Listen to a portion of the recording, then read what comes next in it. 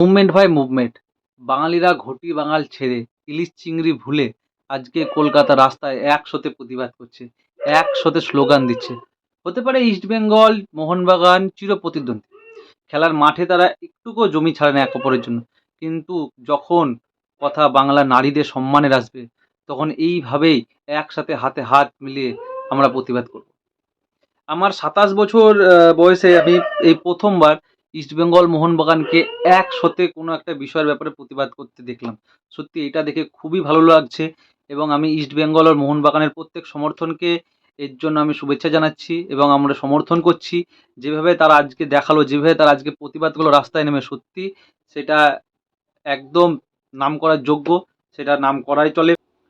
এবং তারই সাথে পশ্চিমবঙ্গের শাসন ব্যবস্থাকে আবারও ধিক্কার জানাচ্ছি।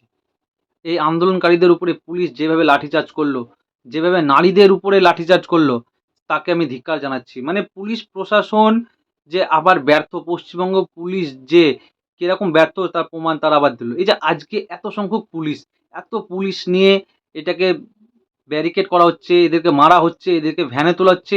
এই পুলিশগুলো সেদিন কোথায় ছিল যেদিন আরজিকর মেডিকেল কলেজে ভাঙচুর করা হয়, যেদিনকার দুষ্কৃতীরা আরজিকর কলেজে ঢুকে তথ্য প্রমাণ লোপাট করার চেষ্টা করে, ভাঙচুর করে, এমার্জেন্সি ভাঙচুর করে, ট্রেন ভেঙে দেয়, সেদিনকার এই পুলিশগুলো কোথায় ছিল? এত সংখ্যক পুলিশ সেদিনকার কোথায় ছিল? তো এইটা নিয়ে প্রশ্ন থাকবেই পুলিশ প্রশাসনের কাছে। পুলিশ প্রশাসন বারবার তাদের ব্যর্থতা প্রমাণ করছে এবং আমি চাই আপনারা এইভাবেই আপনাদের আন্দোলন চালিয়ে যান।